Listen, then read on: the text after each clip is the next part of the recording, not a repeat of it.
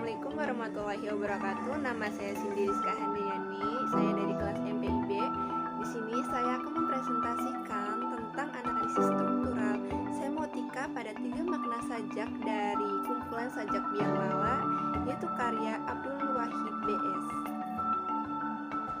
Baik, di sini kita akan membahas teori dan metode struktural semotika.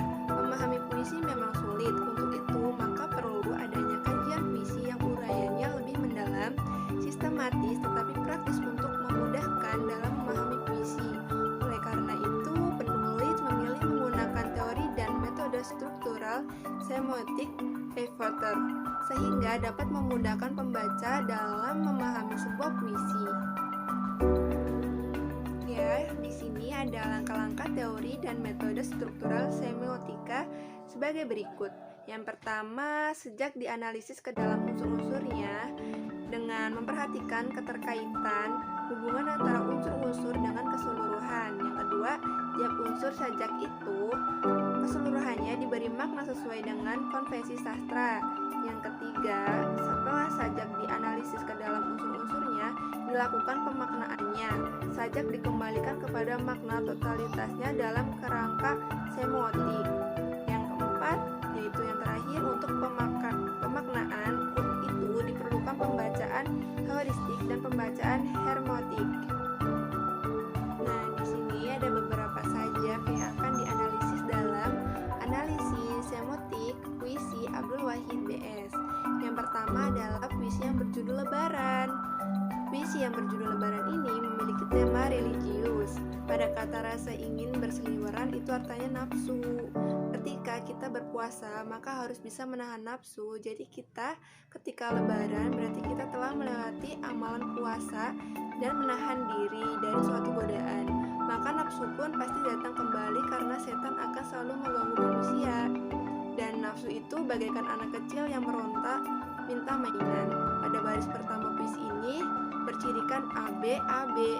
Pada kata wajah berarti jati diri manusia, dan kata memburu rutu berarti hewan yang tidak tahu malu, yang artinya Allah telah menciptakan manusia untuk mengetahui jati diri manusia itu sendiri.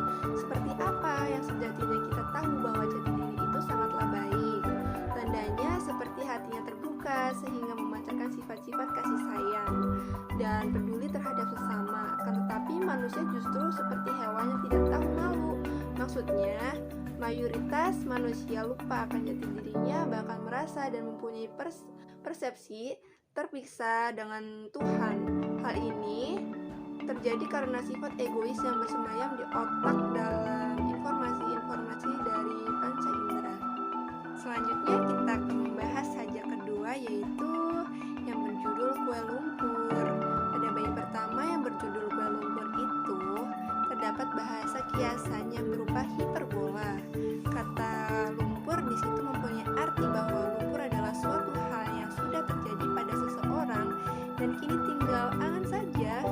Selain pada kata lumpur, kata tepung terigu, kentang, santan mengentalkan kenangan juga memiliki makna bahwa tepung terigu, kentang, santan semakin mengingatkan pada kenangan yang dimiliki oleh seseorang di hidupnya. Kata gula, garam, vanili pada bait kedua bermakna sebagai suatu hal yang mampu membuat harum senyum milik seseorang. Orang-orang akan senang seketika dan senyum lebar ketika menjumpai hal-hal yang mereka suka. Pada bait ketiga ini, kata terendam di dalam kue lumpur memiliki makna bahwa orang yang memakan kue lumpur ini kemudian teringat peristiwa tentang rumah kakeknya yang terendam oleh lumpur banjir. Di bait ketiga ini juga mengandung unsur religius yang terdapat di kata mengaji.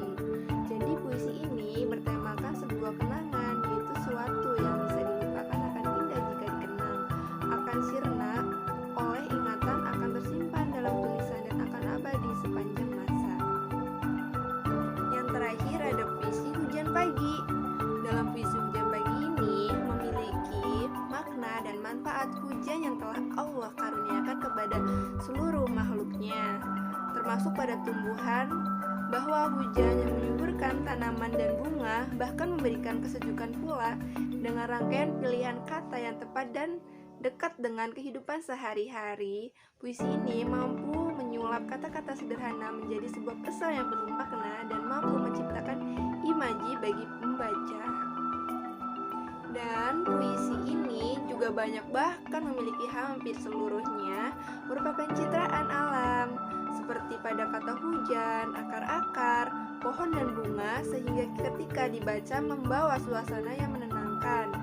Pergaulan bunyi pada larik yang berbunyi hujan pagi pada baris ke-1, kedua, dan ketiga ini bertujuan mempertegas suasana sejuk dan tenang yang ingin dirasakan oleh penyair itu. Kesejukan dan ketenangan itu menunjukkan pada waktu pagi hari yang akan menghangatkan seseorang dengan tubuh dingin yang menjalar ke akar-akar darah atau artinya menjalar ke seluruh tubuh sehingga ketenangan yang dialami penyair begitu terasa nyata. Sekian presentasi dari saya, jika banyak salah mohon dimaafkan. Assalamualaikum warahmatullahi wabarakatuh.